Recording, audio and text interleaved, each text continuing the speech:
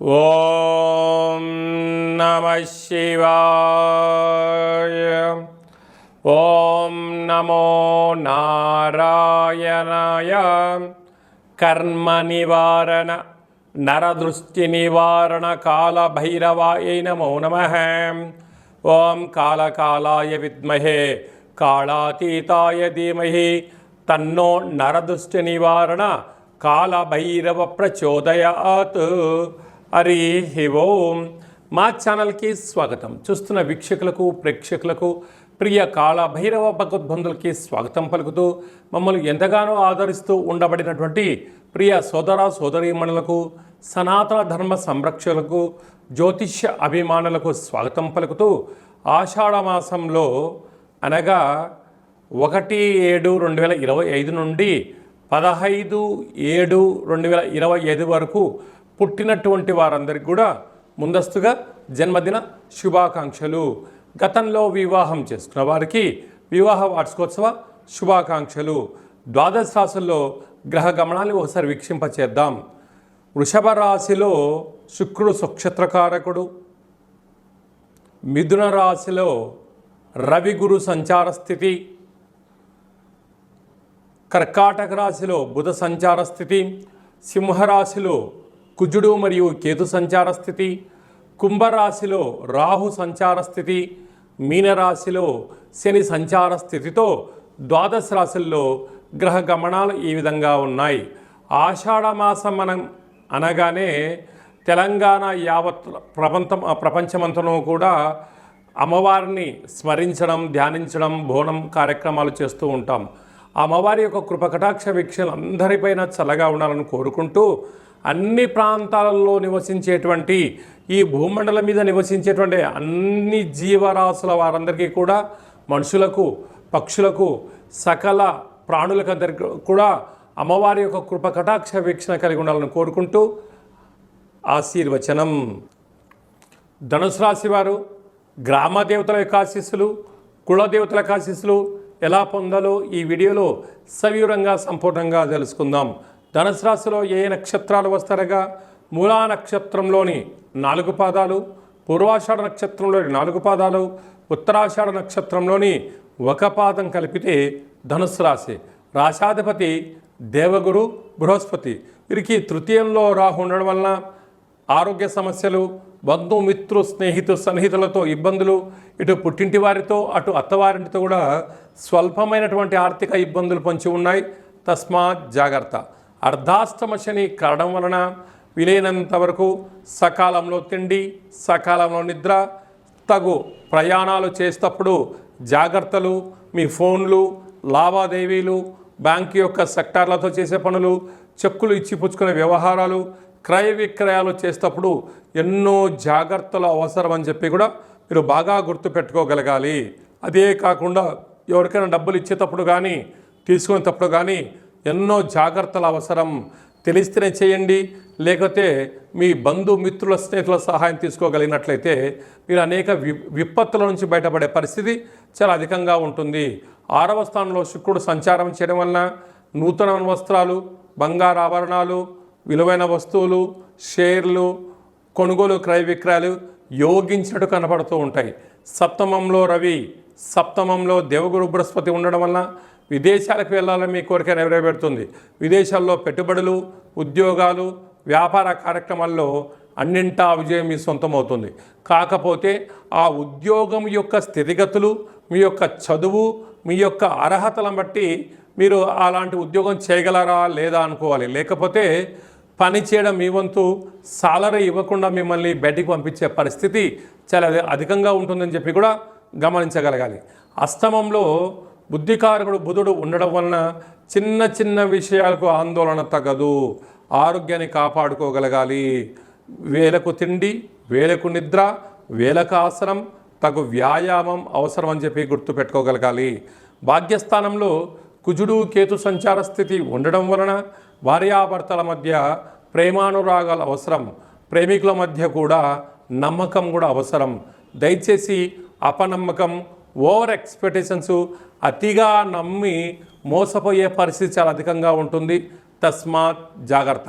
అలాగా సాఫ్ట్వేర్ ఉద్యోగస్తులు, హార్డ్వేర్ ఉద్యోగస్తులు, వ్యవసాయ సోదరీమణులు, గృహ భవన నిర్మాణ కార్యక్రమం చేసేవారు, మార్కెటింగ్ రంగంలో ఉండబడిన వారందరూ కూడా గ్రామ దేవతల యొక్క ఆశీస్సులు ఎలా పొందగలగాలి అన్నట్లయితే మీ యొక్క కులదేవతల యొక్క ఆశీస్సుల్ని పసుపు రంగు వస్త్రాలను, పసుపు రంగు పూలతో, పసుపు రంగు గాజులతో అమ్మవారికి సమర్పించి పసుపును ముడుపుగా గట్టి ఏర్పాటు చేయగలిగినట్లయితే పసుపు రంగు పదార్థమైనటువంటి పులిహోర అలాంటి పదార్థాలను ఏర్పాటు చేసి భక్తులకు పంచగలిగినట్లయితే సకల గ్రహ దోషం తొలగి, అనారోగ్యం తొలగి, మీ పైన ఉండబడిన అపవాదాలు తొలగి, శత్రు సమస్యలు, రోగ సమస్యలు, దీర్ఘకాలిక వ్యాధులు కూడా తొలగిపోతాయని చెప్పి కూడా గమనించాలి.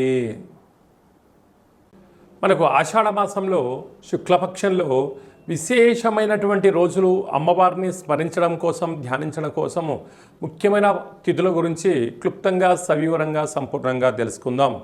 3వ తారీఖు 7వ నెల 2025 ఆషాఢ మాస శుక్లపక్ష అష్టమి గురువారము, హస్త నక్షత్రము, చిత్త నక్షత్రము.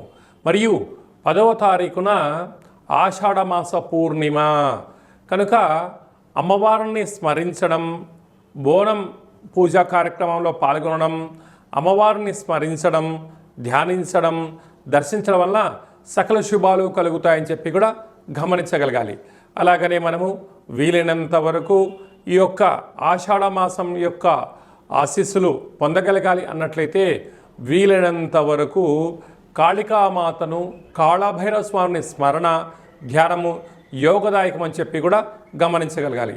ఇంకనూ మనం విజయం సాధించగలగాలి అన్నట్లయితే ఈ యొక్క పాత్ర కంచు పాత్ర అంటారు. కంచు మోగినట్టు కనకంబు మోగదు గదరాసుమతి అని చెప్తూ ఉంటారు. ఈ యొక్క పాత్ర ఇంట్లో పెట్టుకొని ఇలా ఒక్కసారి శబ్దం చేస్తే ఓంకార శబ్దం రావడం జరుగుతుంది.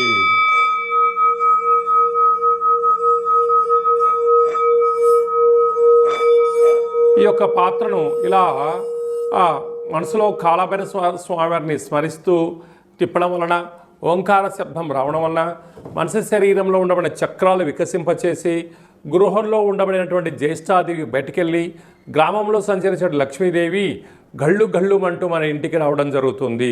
కనుక కాళభైరవ స్వామి యొక్క అక్షయ పాత్ర ఇంట్లో ఉంచుకుందాం. అష్ట కష్టాలకు స్వస్తి పలుకుదాం, అష్టైశ్వర్యాలకు స్వాగతం పలుకుదాం అని చెప్పి గమనించాలి. ఈ అక్షయ పాత్ర మీకు కాళభైరవ స్వామి యొక్క పూజ 27 రకాల వస్తువులతో దిష్టి తీయించి మీకు పంపించడం జరుగుతుంది. కనుక మనం అందరము కూడా ఆషాఢ మాసంలో అమ్మవారిని స్మరిద్దాం, అయ్యవారిని ధ్యానిద్దాం, కాళభైరవ అష్టకాన్ని వినడం, చదవడం, పారాయణం చేయడం వల్ల సకల అష్ట కష్టాలు తొలగిపోతాయని చెప్పి కూడా గమనించాలి. మీ వ్యక్తిగత జాతకం తెలుసుకోవాలనుకుంటున్నారా?